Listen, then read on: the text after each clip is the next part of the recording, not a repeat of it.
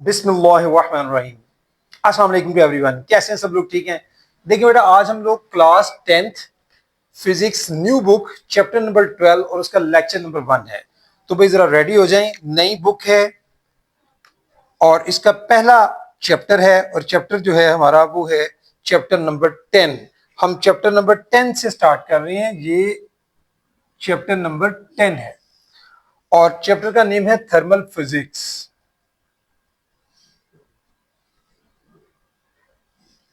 जी, सबसे पहले थोड़ा सा हम इंट्रो देते हैं चैप्टर का कि चैप्टर में हमने पढ़ना क्या है। थर्मल का क्या मतलब होता है? थर्मल का मतलब होता है हीट।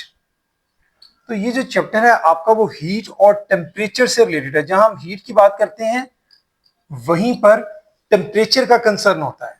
तो ये सारा हमारा चैप्टर हीट और टेम्परेचर से कंसर्न होगा। जैसे एक कॉमन सी एग्जांपल आपको देता हूं कि अगर आप सन की वार्म को फील कर रहे होते हैं, सन आपको वार्म फील होता है, ठीक है? तो बेसिकली वो जो वार्म फील होता है उसमें क्या इन्वॉल्व है? हीट इन्वॉल्व है, टेम्परेचर इन्वॉल्व। इसी तरह से अगर आप लोग कोई कोल्ड ड्रिंक्स पी रहे होते हैं, कोल्ड ड्रिंक्स पीते हैं तो उस वक्त आपको कुछ ठंडक का एहसास होता है। तो उसमें भी क्या इन्वॉल्व है? उसमें भी यही टेम्परेचर और हीट का कंसर्न है। यानी हमने थर्मल फिजिक्स जो है बेसिकली ये किसके गिर्द घूमेगी? पूरी आपका पूरा चैप्टर जो है वो हीट और हीट से रिलेटेड जितने इफेक्ट्स होंगे उनको हम डिस्कस करेंगे। यानी हम लोगों ने इसमें ये समझना है कि हीट फ्लो कैसे करती है, बेसिकली हीट है क्या, फिर हीट का फ्लो जो है उसको अंडरस्टैंड करना है, फिर इसमें हीट में जो चेंज होता है वो कैसे अकर होता है, ठीक है? फिर हम हीट जो है बेसिकली आपको पता है एनर्जी है, वो एनर्जी की फॉर्म में कैसे ट्रांसफर होती है। मैं आपको सिंपल एग्जांपल देता हूँ। देखिए मेरे हाथ में भी एक मार्कर है और ये देखें ये, और ये अनदर बॉडी, यानी मेरा हाथ और ये अनदर बॉडी। अब मैं अगर मार्कर को मैंने अभी ये पकड़ा है तो क्या फील हो रहा है? मुझे ये फील हो रहा है कि मार्कर जो है वो मेरे हैंड से ज्यादा इस वक्त उसमें हीट है।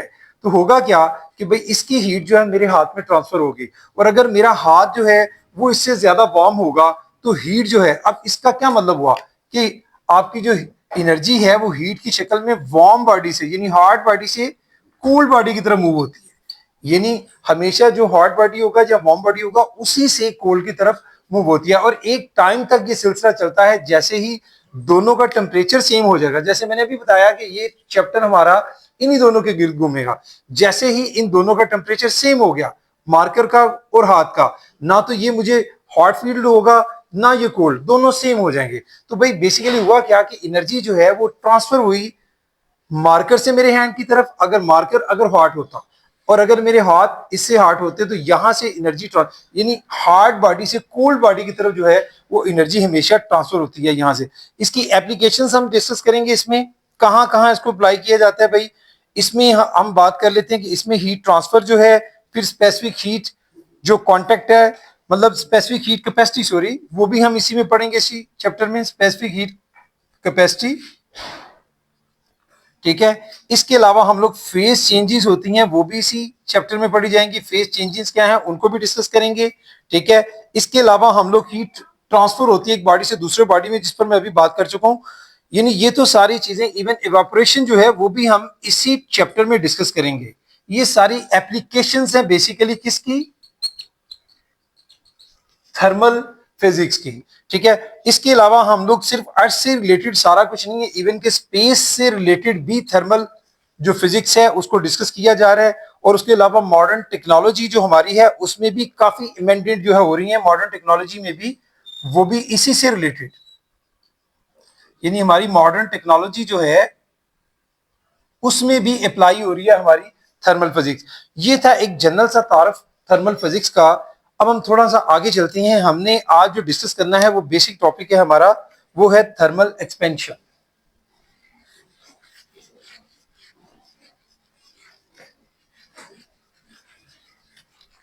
जी, थर्मल एक्सपेंशन क्या है हम इस पर बात करेंगे।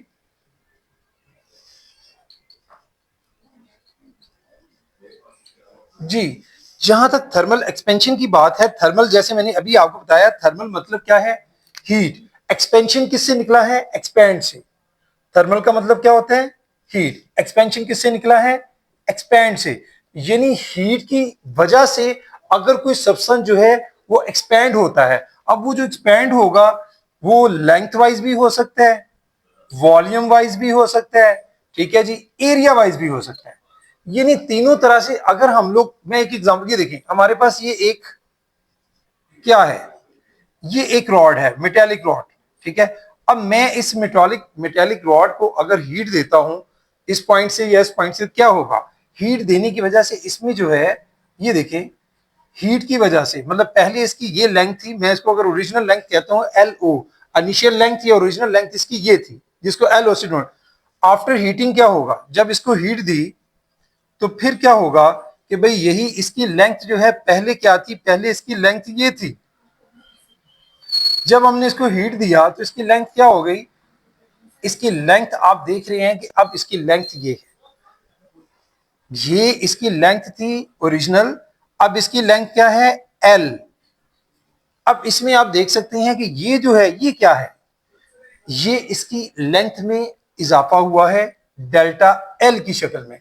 तो यही हम बात कर रहे हैं कि थर्मल एक्सपेंशन में क्या होगा कि आफ्टर हीटिंग कोई भी सब्सटेंस है वो लेंथ वाइज, वॉल्यूम वाइज या एरिया वाइज वो एक्सपेंड कर जाता है हीट की वजह से। अब ये क्यों कर जाता है, देखें जी, अगर सॉलिड देखें तो सॉलिड के जो मॉलिक्यूल्स होते हैं वो अक्सर आप देखिए किस तरह से होती हैं, सॉलिड में मॉलिक्यूल्स लाइक दिस होते हैं, ये देखिए बड़े क्लोजली पैक्ड होते हैं, ये मॉलिक्यूल सॉलिड के अंदर इस तरह से होते हैं।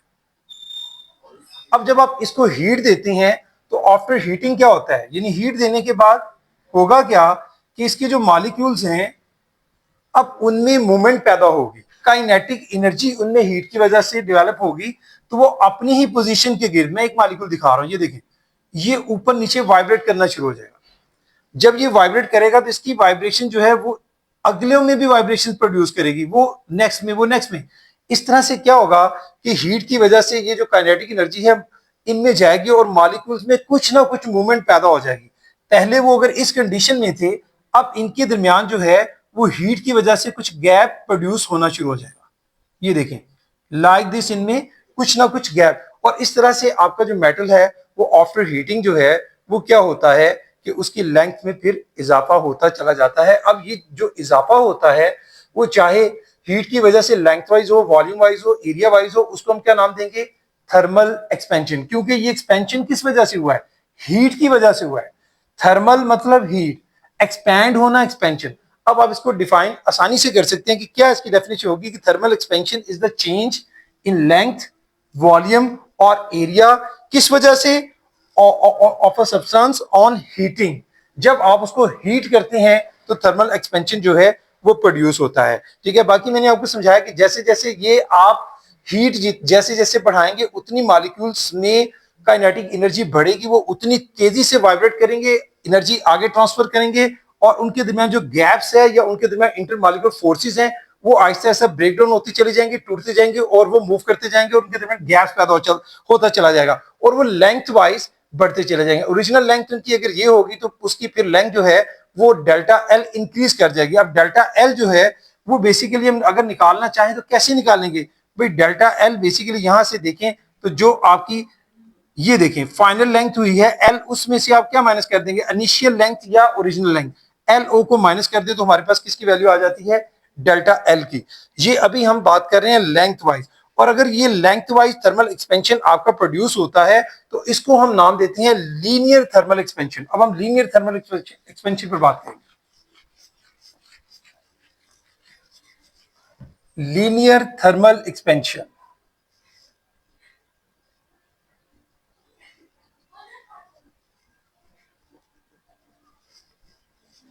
देखिए हमने क्या बात की कि कोई भी सब्सटेंस है अगर हम उसको हीट देते हैं और हीट देने से उसकी लेंथ में इजाफा होता है। अभी हम वॉल्यूम या उसके एरिया की बात नहीं कर रहे, अगर उसकी लेंथ में इजाफा होता है या लेंथ में चेंज होती है तो वो जो एक्सपेंशन उसमें पैदा हुआ है हीट की वजह से, वो उसका एक्सपेंशन कहलाता है लीनियर थर्मल एक्सपेंशन। यानी आप कह सकते हैं कि if length of a substance change, ठीक है, अपॉन हीटिंग, यानी if length of a substance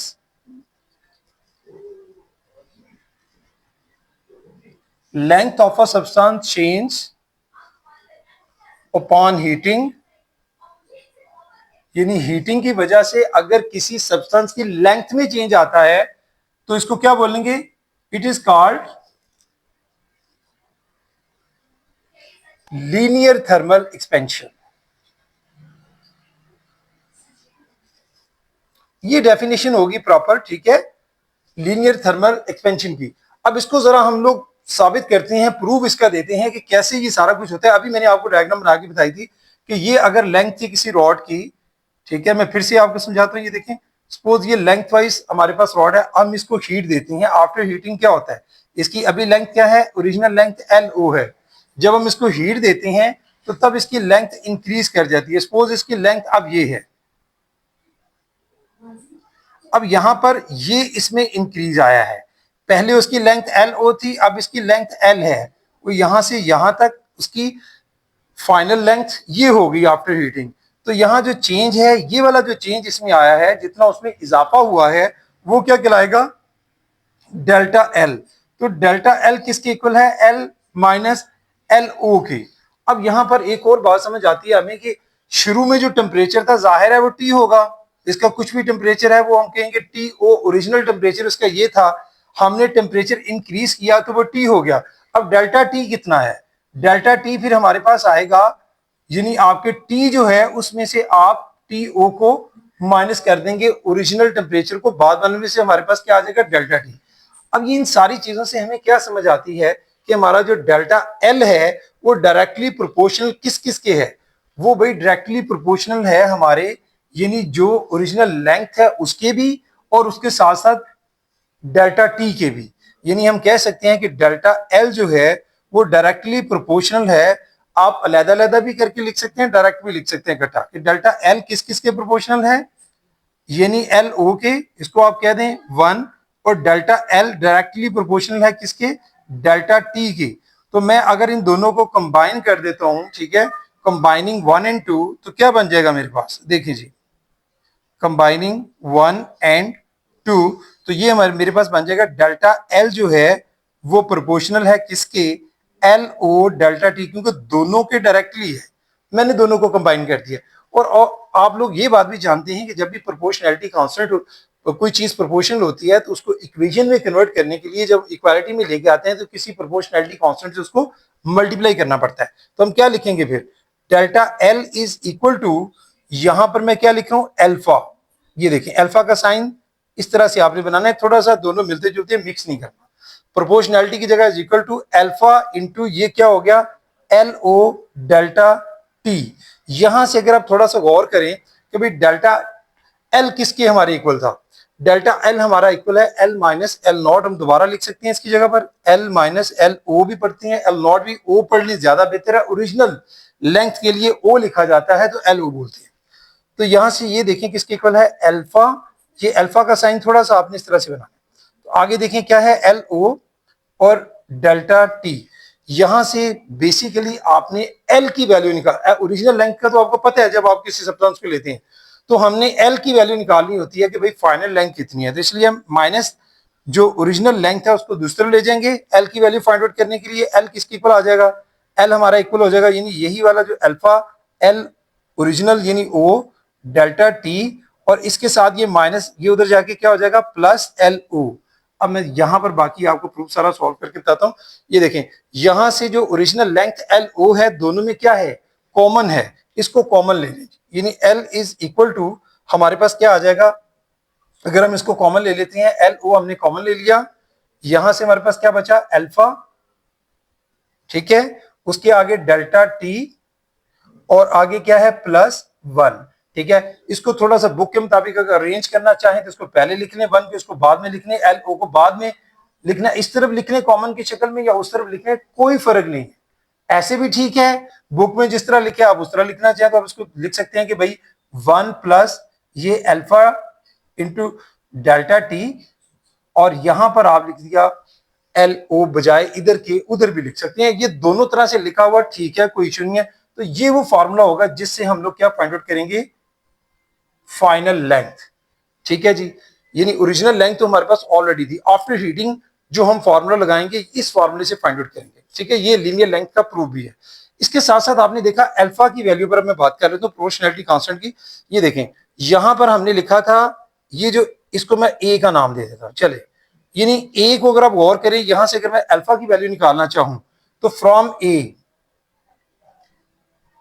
ए हमारे पास अल्फा किसकी इक्वल आता है, delta L divided by L O और डेल्टा टी। ये देखें यहां से अल्फा किसके इक्वल आएगा, यानी डेल्टा एल। उसी तरह से ये चूंकि मल्टीप्लाई हो रहा है सारा फैक्टर इसके साथ, तो ये दूसरी तरफ जाके डिवाइड करेगा, यानी हमारे पास आ जाएगा L O delta T is equal to alpha. अब ये हमारे पास किसकी वैल्यू है, अल्फा की। अब यहीं से मैं आपको अल्फा का यूनिट भी समझा सकता हूं इजीली कि देखिए डेल्टा एल जो है, डेल्टा एल वो उसका यूनिट क्या होगा, लेंथ है। लेंथ में चेंज वो भी मीटर में, और ओरिजिनल लेंथ ये भी लेंथ है वो भी मीटर में। यानी मैं अगर लिखूं इसको मीटर ओवर ये मीटर एम, और डेल्टा टी किस में होता है, स्टैंडर्ड यूनिट इसका केल्विन होता है। ये देखें ये जो मीटर है मीटर से कैंसिल हो गया, पीछे क्या बचा के, यानी 1 ओवर के, और 1 ओवर के को हम लिख सकते हैं के टू रेज पावर -1। तो ये यूनिट होगा पर केल्विन जो है वो अल्फा का यूनिट जो है वो होगा। और इसी तरह से अगर आप बाज दफा हम लोग लिखा होता है इस तरह से भी, तो ये यूनिट भी इसी का है, ये सेल्सियस में है। ये आमतौर पर लेबोरेटरी में जब प्रैक्टिकल्स वगैरह करते हैं, काम करते हैं, तो तब हम लोग सेल्सियस में सेंटीग्रेड में वैल्यूज लेते हैं, तो वहां पर हम लोग ये वाला यूनिट यूज करते हैं। लेकिन स्टैंडर्ड यूनिट क्या हुआ, पर केल्विन। अदर यूनिट में पर सेल्सियस भी लिख सकते हैं। ये था भाई हमारा लीनियर थर्मल एक्सपेंशन से रिलेटेड। अगर आपको इसकी समझ आ गई है तो हम इसी प्रूफ को देखते हुए हम लोग जो है वो वॉल्यूम थर्मल एक्सपेंशन को भी डिस्कस कर सकते हैं। ये देखें मैं सिर्फ चंद वर्ड चेंज करूंगा, अगला प्रूफ आपको यहीं से सारा समझा दूंगा। थोड़ा सा आपने सेंस यूज करनी है। अब हम क्या डिस्कस करने जा रहे हैं, वॉल्यूम थर्मल एक्सपेंशन। वर्ड क्या है, वॉल्यूम। यहां मैंने क्या लिखा था, if length of a substance, तो लेंथ की जगह पर मैं क्या लिखूंगा, if volume of a substance. अब मैंने सिर्फ लेंथ की जगह पर वॉल्यूम का वर्ड यूज किया है। If volume of a substance change upon heating, तो इट इज कॉल्ड, क्या कहलाएगा ये, वॉल्यूम थर्मल एक्सपेंशन। क्या कहलाएगा, वॉल्यूम थर्मल एक्सपेंशन। अब वॉल्यूम थर्मल एक्सपेंशन में आपने क्या करना है, देखें जहां पर मैंने बात की थी लेंथ वाइज, वहां हम वॉल्यूम के वाले से बात कर लेंगे। यानी हमारा डेल्टा एल की बजाय क्या होगा, डेल्टा वी। डेल्टा वी किसके इक्वल होगा, यानी v में से आपको क्या माइनस करना पड़ेगा, v यानी ओरिजिनल जो वॉल्यूम था। बात समझ रही है, डेल्टा टी का कंसर्न उसी तरह से रहेगा, t माइनस टी ओ यानी t ओरिजिनल। ठीक है, आगे देखें, यानी जब आप हीट देते हैं वॉल्यूम में चेंज आता है। जब वॉल्यूम में चेंज आएगा तो आप फिर यहां क्या लिखेंगे, वॉल्यूम से रिलेटेड डेल्टा एल की जगह पर लिखेंगे डेल्टा वी जो है वो डायरेक्टली प्रोपोर्शनल टू किसके, वी ओ के, यानी वी ओरिजिनल के। इसी तरह से डेल्टा वी जो है मजीद किसके डायरेक्टली प्रोपोर्शनल होगा, डेल्टा टी के। कंबाइन करेंगे, यहां डेल्टा एल लिखा हुआ है वहां लिख देंगे delta V proportion to L O की जगह पर क्या आ जाएगा, वी ओ। और इसी तरह से डेल्टा टी। आप समझ रहे हैं कि दूसरा जो प्रूव है वो आप कितनी आसानी से समझ सकती हैं। अगर आपको लीनियर थर्मल एक्सपेंशन की समझ आ गई तो वॉल्यूम थर्मल एक्सपेंशन में सिर्फ आपने लेंथ की जगह वॉल्यूम को चेंज करना है, तो सारा प्रूफ आपका कंप्लीट हो जाएगा। ये देखें ये हमने कर दिया, जहां डेल्टा एल है वहां पर अब डेल्टा वी कर दें, जहां अल्फा है यहां पर हम लोग इसके लिए जो कोएफिशिएंट यूज होता है वो है बीटा, यहां हम बीटा लिख देंगे अल्फा की जगह पर। ये एल ओ है, मींस इसको आप वी ओ कर दें। ये आपका एल माइनस एल ओ की जगह क्या बन जाएगा, वी माइनस वी ओ। तो देखें जी आगे ये अल्फा की जगह मैं फिर से बता रहा हूं आपको समझ ले, ऊपर भी लिखा है हमने बीटा, यहां पर एल ओ की जगह वी ओ, आगे delta T as it is. देखें एल की हमने वहां एल की वैल्यू फाइंड आउट की थी, यहां से वॉल्यूम जो फाइनल वॉल्यूम है वो हम फाइंड आउट करते हैं, तो वी किसके इक्वल आएगा, यही वाला जो फैक्टर आप देखें कि ये माइनस वी ओ उधर से आके प्लस हो जाएगा। यहां पर क्या है, यहां पर वी ओ ओरिजिनल और ये वी ओ दूसरी तरफ जाके प्लस हो गया। जहां हमने एल ओ को कॉमन लिया था यहां हम वी ओ को कॉमन ले लेंगे। ये देखें यहां पर हम वापस आए थे, ये देखें बाकी का प्रूफ यहां हमने किया था, तो आपका वॉल्यूम वी किसके इक्वल होगा, वी ओ कॉमन हो गया, यानी V O original volume common हो गया। यहां अल्फा की जगह पर क्या आ जाएगा हमारे पास, यहां भी ये देखें ये बीटा। तो यहां भी आप क्या लगाएंगे, beta into delta T plus 1। अब ये हमारा क्या निकला है, एल की बजाय वॉल्यूम वी, 1 प्लस अल्फा की जगह पर फिर क्या लिखेंगे, बीटा इंटू डेल्टा टी, और यहां पर भी ये एल ओ की जगह पर क्या है, वी ओ, जिसको मैंने आगे, अगर इसी ए को देखें आप लोग, अगेन इक्वेशन ए में हम यहां से बीटा की वैल्यू कैसे निकालेंगे, बीटा की वैल्यू देखें, जैसे हमने डेल्टा एल था वैसे डेल्टा वी डिवाइड हो जाएगा किसके साथ, वी ओ, यहां पर एल ओ की जगह पर क्या आ गया, वी ओ डेल्टा टी, और ये सारा किसके इक्वल है, बीटा के इक्वल है।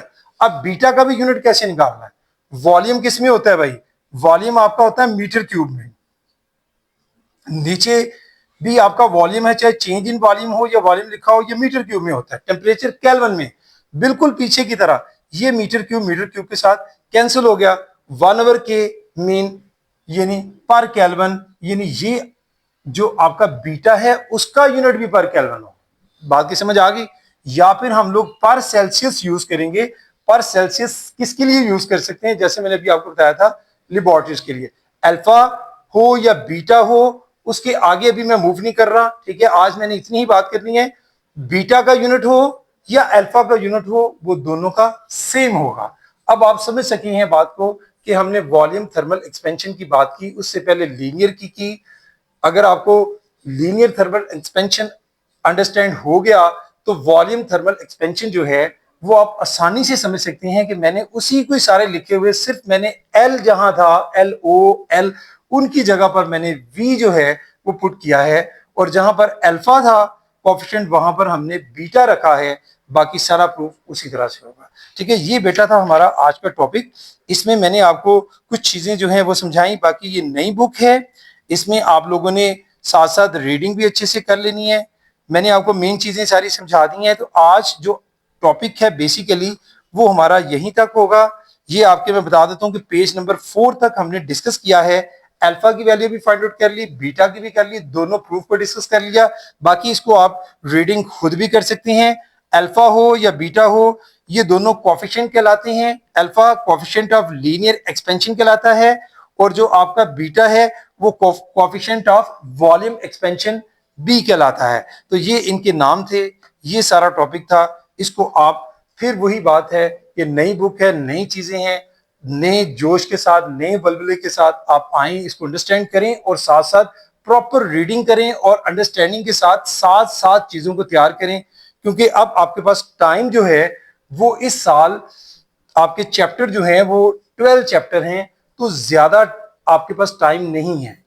यानी अगर आप रिवीजन की तरफ भी जाएं तो पढ़ने के लिए 5 to 6 मंथ बनते हैं, जिसमें छुट्टियां भी बहुत ज्यादा होती हैं, हमारी गवर्नमेंट बहुत छुट्टियां देती है।